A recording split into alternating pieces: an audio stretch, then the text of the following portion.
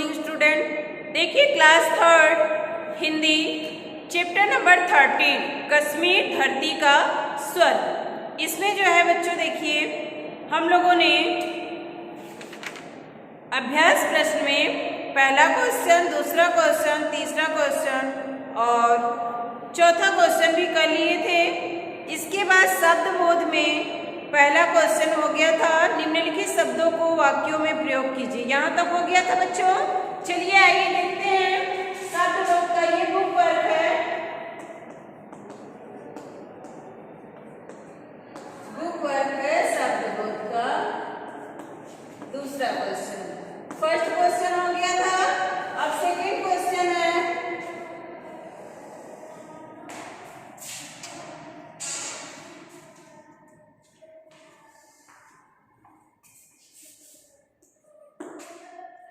एक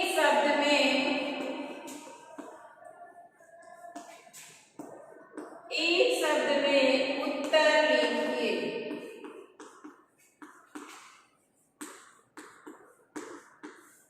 अनेक शब्द दिया गया है, उसका एक शब्द में उत्तर लिखना है। क है कश्मीर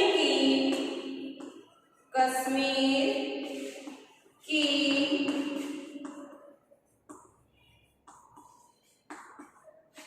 राजधानी का नाम। अभी हम सारा राइट कर लेते हैं, उसके बाद आंसर बताते हैं। ख है कश्मीर की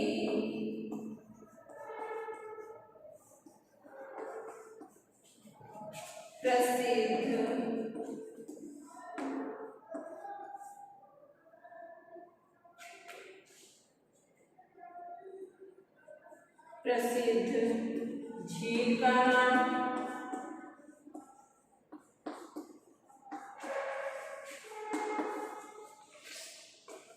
ग है पानी में लकड़ी के बने घरों का नाम।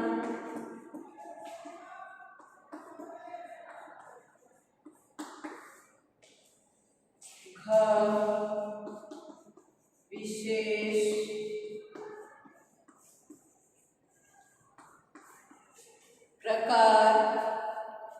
विशेष प्रकार की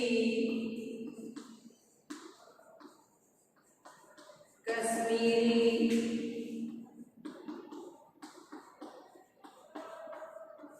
अंगीठी। अंग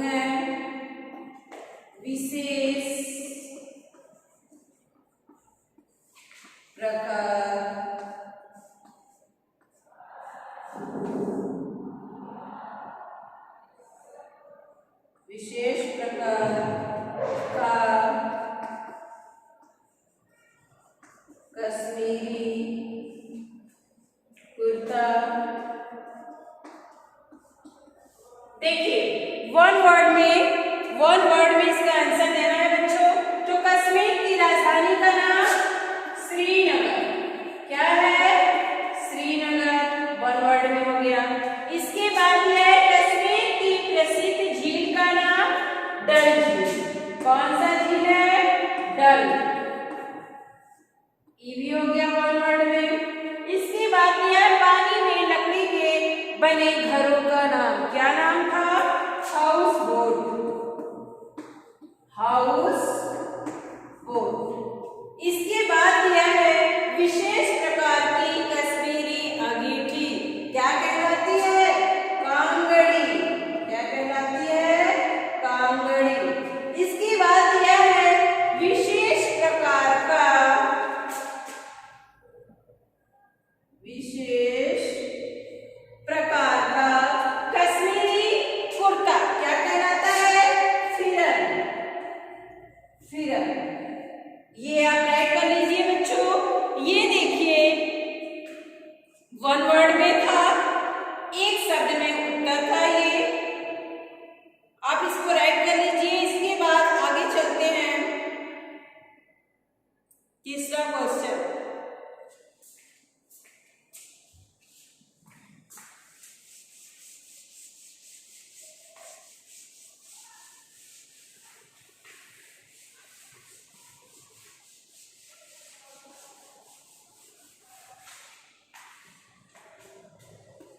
थर्ड नंबर है पाठ में छाटकर, पाठ में छाटकर वे शब्द लिखिए, लिखिए जो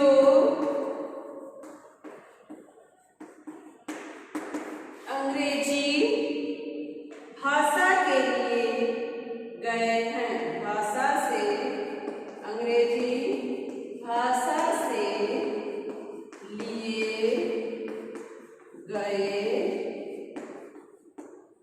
हैं। देखिए अंग्रेजी भाषा से लिए गए सब तो हम लोग बुक में से देख के लिखेंगे, तो आपका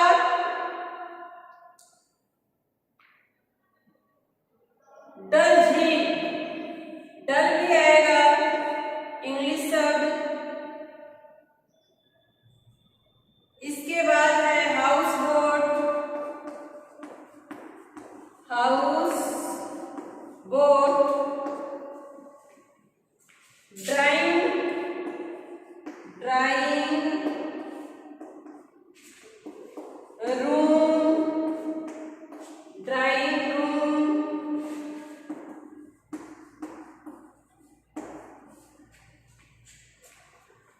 drawing bed room, dining, dining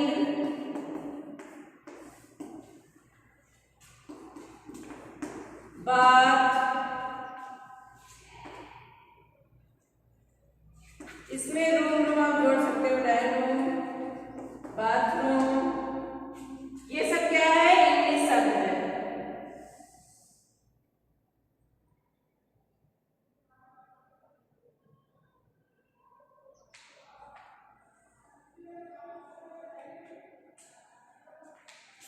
इसके बाद और कोई है बच्चों?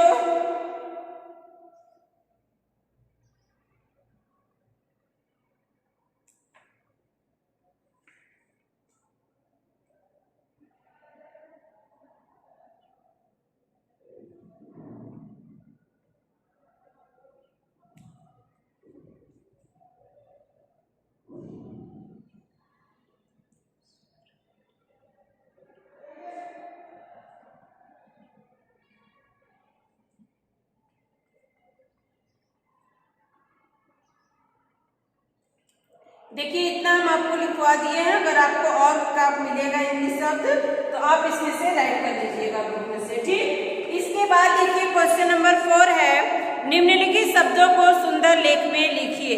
पंक्तियां, आकर्षक, क्यारियां, अंगीठी, बत्तियां। ये आप क्या करेंगे बच्चों, आप इसको सेल्फ लिख लीजिएगा, क्योंकि सुंदर लेख में लिखना है, बस कल राइटिंग के तौर पे लिखना है, तो आप इसको राइट कर लीजिएगा स्वयं, ठीक। ओके चलिए अब आगे चलते हैं व्याकरण बोध में।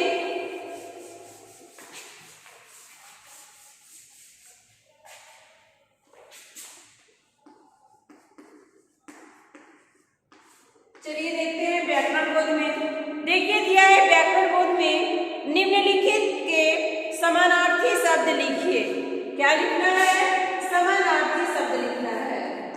समानार्थी का मतलब होता है पर्यायवाची शब्द और समान अर्थ वाले शब्द। निम्नलिखित के समानार्थी शब्द लिखिए, यानी समान अर्थ वाले शब्द लिखना है, पर्यायवाची लिखना है।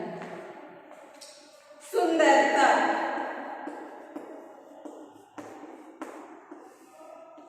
देखिए हम इसको ऐसे ही कर दे रहे हैं क्योंकि पर्यायवाची 2 या 3 होता है, इसमें सिर्फ समानार्थी लिखना है, एक लिखना है। पहाड़, वृक्ष,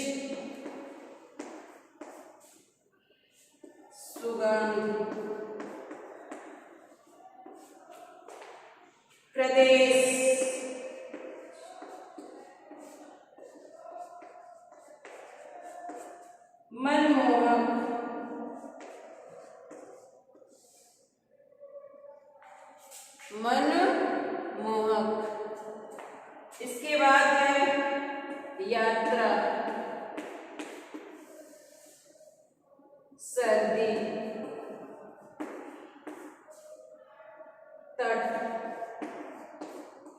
पानी, रास्ता, आग। देखिए इसका क्या लिखना है, समानार्थी लिखना है। तो अभी बताइए सुंदरता का समानार्थी क्या होगा? सुंदरता यानी खूबसूरती, खूबसूरती। पहाड़, पर्वत, गिरी, वृक्ष, पेड़। सुगंध, खुशबू, प्रदेश, राज्य। प्रदेश एक ही होता है। फिर है मनमोहक, मनोहर या रोचक। फिर दिया है यात्रा, क्या होगा? देशाटन, देशाटन। या फिर पर्यटन, सर्दी, ठंड, तट, किनारा, तट, किनारा। पानी, जल, रास्ता, मार्ग। एक तरह से ये मीनिंग भी हो जाएगा। आग, अग्नि, अग्नि। ठीक, इसको आप राइट कर लीजिए बच्चों। ये रहा समानार्थी शब्द।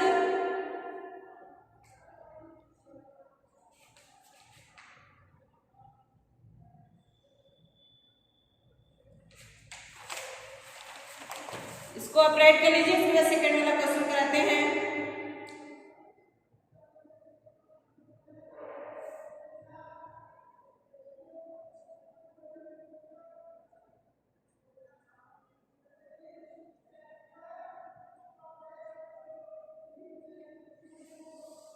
चलिए तीसरा क्वेश्चन करते हैं, सॉरी दूसरा।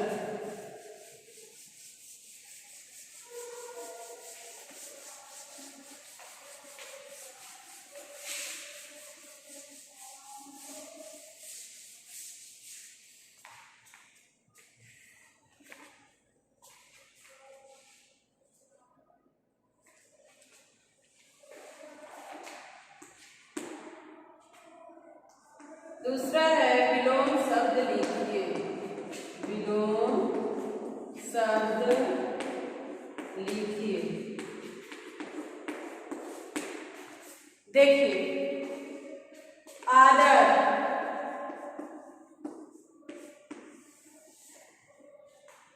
आशा, आया। विलोम शब्द का मतलब होता है इसका विपरीत लिखना है।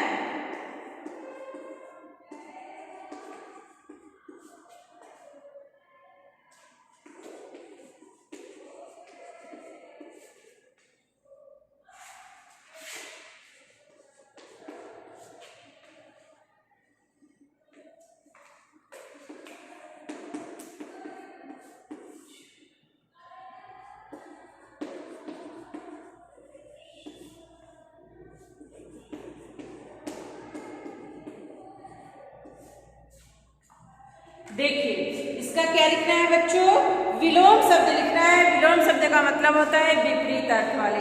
जैसे सुंदर, कोई सुंदर है तो उसका विपरीत क्या होगा? कुरूप, यानी वो बेकार होगी, कुरूप होगी। तो वैसे ही आदर, आदर का निरादर क्या होगा? निरादर।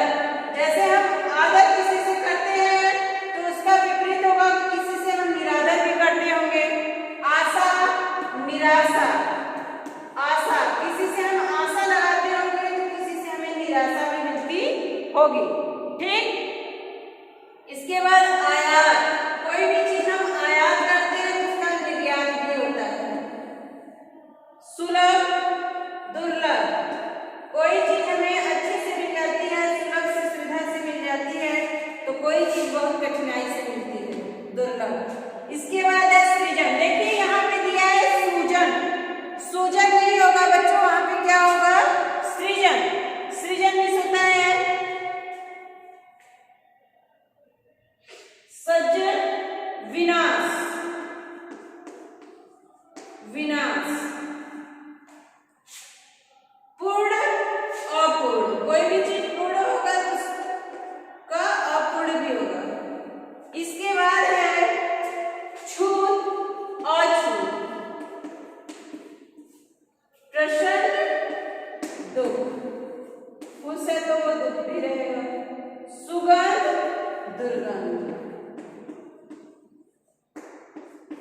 सुगंध दुर्गंध। आप इसको राइट कर लीजिए।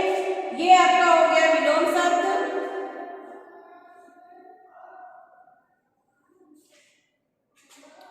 इसको आप राइट कर लीजिए बच्चों। इसके बाद है रचनात्मक कार्य।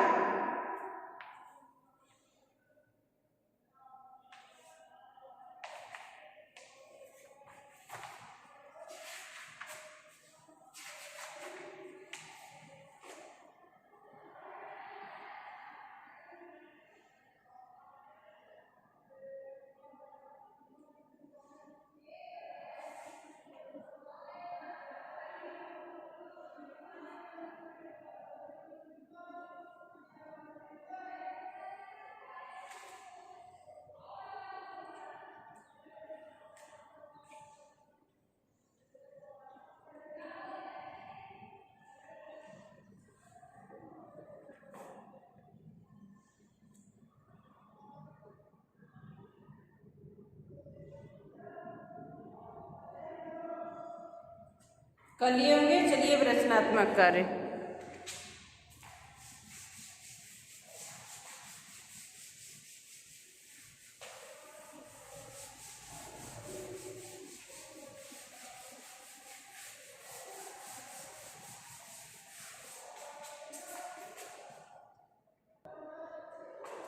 देखिए बच्चों, इसके बाद है रचनात्मक कार्य। रचनात्मक कार्य में दिया गया है संकेतों के आधार पर दी गई पहेली को भरिए। संकेतों के आधार पर दी गई पहेली को भरिए। इसको हम आपको बच्चों इस पहेली को कल समझा देंगे। देखिए अभी दिया है ऊपर से नीचे। इस मुगल बादशाह ने कश्मीर को स्वर्ग कहा। किसने कहा था? अकबर। यह कश्मीर की प्रसिद्ध गुफा है अमरनाथ। सर्दी के दिनों में कश्मीर के चारों ओर बर्फ पड़ी रहती है। इसको आप भर लीजिए पहले। इसके बाद है श्रीनगर में झेलम नदी के तट पर हाउस बोट दिखाई देते हैं। झेलम भर लीजिए। फिर दिया है श्रीनगर कश्मीर की राजधानी है। हाउस बोट पानी पर तैरता हुआ लकड़ी का मकान होता है। कश्मीरी जो लंबा कुर्ता पहनते हैं उसे क्या कहते हैं? फिरन कहते हैं। इसके बाद दिया है कश्मीर में चिनार के ऊंचे ऊंचे पेड़ हैं। कश्मीर में जगह जगह केसर की क्यारियां हैं। डल झील श्रीनगर की प्रसिद्ध झील है। डल झील क्या है? श्रीनगर की प्रसिद्ध झील है। इसके बाद इसी में जो नंबरिंग डाल के दिया हुआ है पहेली, आप इसको पहले भरे रहिए। इसके बाद हम कल ये पहेली आपको राइट कराने के बाद तब फिर गांव की झलक, चैप्टर नंबर 14 गांव की झलक, हम आपको इसको राइट कराएंगे। ये पोयम है तो पहले आप इसको फिलअप कर लीजिएगा और इसमें जितना भी अभी बुक वर्क कराया गया है उसको राइट कर लेंगे बुक में और फिर इसको लर्न कर लेंगे। तब तक के लिए बाय बाय स्टूडेंट।